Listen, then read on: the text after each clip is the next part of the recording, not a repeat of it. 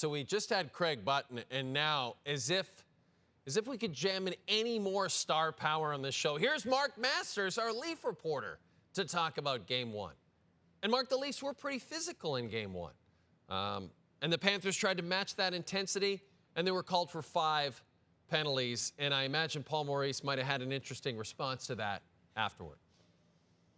Yeah, Paul Maurice had a lot of interesting things to say. For one thing, he didn't think this was as physical a game as what they saw in the Boston Bruins series, a step down. And then on the penalties, he just feels like his team's got a reputation right now. They're the most penalized team in the playoffs. It's something they've been dealing with in the regular season, and he feels like they got to keep it in the room, and they just something they're going to have to deal with. Of course, he's saying it publicly, so I'm sure he's hoping that the officials will hear that and maybe think about that. But yeah, he put up 5 fingers to 1 near the end of the game to show his displeasure with the disparity in the power plays in this game. And it'll be intriguing to see how they deal with this, because this is not something that will be a recipe for success for the Panthers in this series. Their penalty kill was sub 60% in the first round. The Leafs power play was clicking pretty well, 28.6% against the Lightning. So Maurice wants to try and nip this in the bud, no doubt. Mark, some people, and I'm not going to name names, but some people lost faith in Sergei Bobrovsky this season. I was not one of those people. I never lose faith in that guy. He's my boy.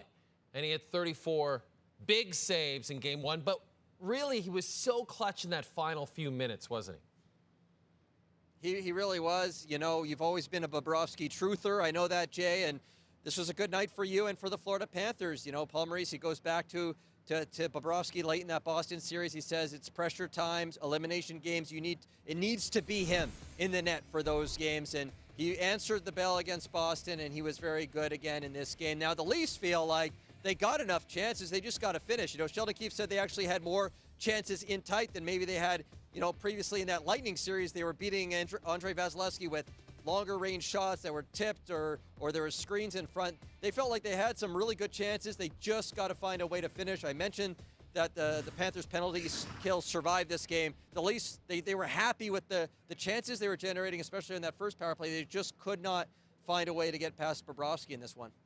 And Matthew Knies scores his first NHL goal in a playoff game, and Sheldon Keefe says it's gone beyond him being concerned about how he's going to play because he's a rookie. He's already getting better and stronger each and every game. What did you see from him in Game 1? It's a revelation, Matthew Knies, in the playoffs. Starts as a healthy scratch. Now he's on the top line with Austin Matthews. What an incredible moment for him to score his first goal in this building, in a playoff game, and to get it from Matthews, a fellow Arizona native that he grew up admiring. He reached out to for advice when he was coming up. That's just something so special for him.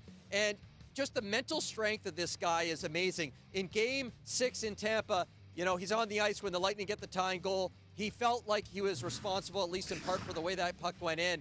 He ends up making a great assist to John Tavares on what ends up being, of course, the overtime series clinching goal. And then tonight, he responds on the shift after a goal against by scoring.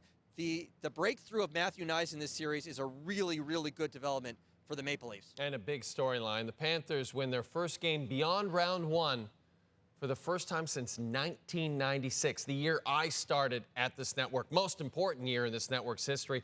Mark Masters, you are absolutely the best. We'll talk to you after Game 2.